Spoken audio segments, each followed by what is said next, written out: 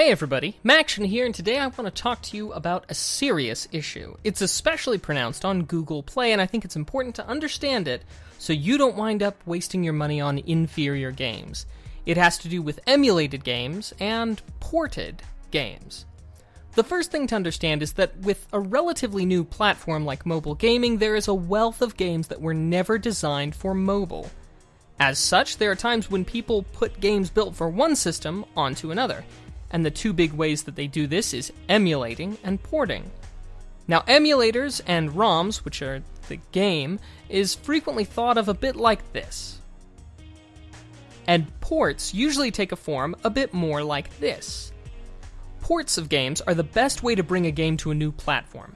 Not because it winds up having some updated graphics or an updated control scheme, but because when you emulate a game, you are faced with certain constraints. With emulation, you have a software reproduction of a system, say a Nintendo Entertainment System, and then you play a digital copy of the game, often called a ROM, through that digital representation of the console. Sometimes with additional features, but always with the limitations of the original console.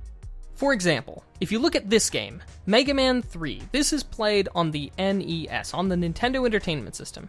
And if you watch the same game emulated on my PC with drastically better hardware, you will notice that everything's roughly the same, because the hardware limitations of the NES are reproduced inside the emulator. When a situation arises that would slow the game down on the original console, it will do the same thing on the emulated version. Just look at that lag. These issues disappear when you look at a port. Ported games don't simulate old hardware and play them through a virtual console. Instead, the game is rewritten to be played with the software natively. The constraints of the original console are non-existent because we're just playing the game with the resources that are native to whatever device we're using, whether that's a whole new console or a mobile device.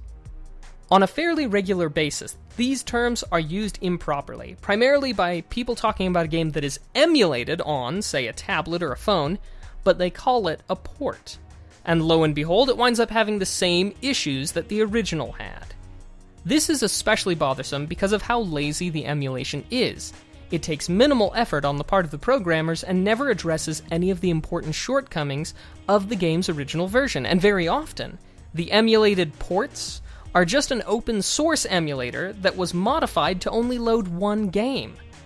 While you can get both the game and the emulator that they modified for free.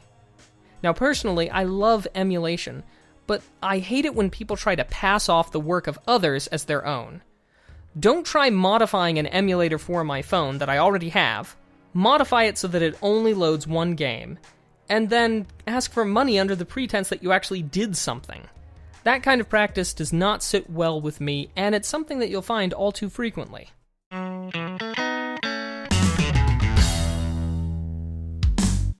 Thank you so much for watching.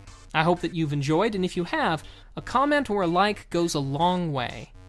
Clicking on any of the videos will take you to a corresponding playlist for conventions, reviews, tutorials, and even Android games.